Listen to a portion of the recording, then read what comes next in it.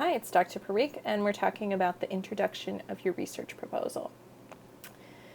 This isn't a particular step that you submit, although let me look at your discussions and check if you, let's see. Results draft. No, I don't think you do anything in particular with this. So this really just goes into your full research proposal draft. But I want to talk a little bit about how you convert from a literature review to a research proposal introduction. So a couple notes. One is I don't have a template for the research proposal. And that's for a few reasons. One is I want you to build skills as you go through. So when you first start, I give you lots and lots of templates and drafts for everything. Just fill in the blank. But by the end of the semester, I want you to be able to adapt the paper for different format needs. I want you to experiment with how to do that. So I want you, even though I give you templates to make your life easier, I want you to understand the rules so that you can adapt and check to make sure that your template still, that you didn't change something that breaks the rules. Another reason is that I want you to keep building on your original literature review paper. And so if I give you a new template, you have to copy and paste everything over. But your references will all stay. You'll add in some new ones, but they all stay unless you take things out. You'll probably update. So we'll talk a little bit about just how you update the document as a whole. So I've just pulled up one of the research proposals from the sample paper. It has a matching literature review. So I'm looking at the one about schizophrenia. So how family members can help and encourage individuals with schizophrenia. This title is not the best in the world. I usually don't get too caught up on title in this class. It's just, I can't do everything, and that's one of the things that tends to not bother me. But with the title, you want to be as clear and specific as possible without getting too long.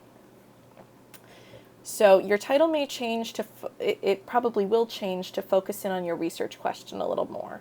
And so you'll notice some of the papers change a little as you go. You have your research question before you submit your literature review, so I think a lot of people kind of tweak their title before they even submit the first paper. Your running head, again, if you update your title, you may need to update your running head. Your abstract, so the abstract, actually, let me see, what do I want to do? I'm going to actually skip to just the introduction because I have another video that's going to go over the final research proposal paper. So I think I'll talk about more of that stuff there. So let me focus in now just on the introduction. So here where you had a heading that said literature review, you're going to put in introduction. You're just going to change the terminology for that. So if you did well on your literature review, you're probably just going to make a few changes, a few tweaks as you go. When I grade your research proposal, I often pull up your literature review and will compare the two because it tells me whether I should read really closely or just kind of give you the same grades I gave you the first time. Because if I see that not much is changing, I'm going to save myself some time and some thought power and just give you the same grade I gave you the first time for those sections. So things you might change, you might make stronger topic sentences. You might fix any mistakes with your citations. If I said that you are missing transitions, you might add in transitions.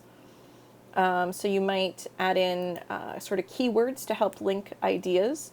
You may also, so here this background paragraph has citations from 3 different articles, but if you didn't have enough variety, you might add in new citations. You might even look up a 5th article that again doesn't have to be peer-reviewed, but doesn't have to be empirical, but still has to be scholarly. So it could be a book or a book chapter, but not a textbook. It could be a journal article that's sort of a review or theoretical piece rather than an empirical article. So you may add in more references to try to smooth things out, to fill in the blanks. Or if I've told you that a citation isn't scholarly enough, you might either take it out and just say something different instead, or find a more scholarly citation. Typically, the headings will stay the same, and I still want to see the same 2 paragraphs with at least 2 citations each and 3 citations total.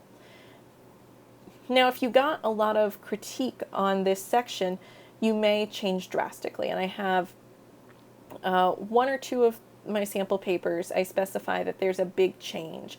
between the two drafts. So you can see how that kind of revision might happen. And then, so you'll have everything that was in your literature review themes section, and then you'll have your present study paragraph. So you see that this heading is over to the left still. It's a level 2 heading. You have a single paragraph that starts with a summary of what you just reviewed from the literature and ends with your hypothesis. And this actually, so here it is hypothesized that family members enrolled in a psychoeducational program specific to schizophrenia will have greater empathy than family members not enrolled, blah, blah, blah. And then the author goes on to say this study will contribute to the field because you could probably stick that up earlier in the paragraph, but I probably didn't get irritated that that was added on. And immediately after your introduction, so you have what used to be your literature review themes, you have your present study paragraph, and then you go right into your method. So you can hopefully see more in context now how I said that the present study really acts as a bridge between what you've written before and what you're writing now in your research proposal. And that's your introduction. It still follows a lot of the same format of literature review, but it's more clearly building toward a research study now. And I will go over the other changes you'll make when I do that video about your full research proposal. Thanks. Bye. Happy writing.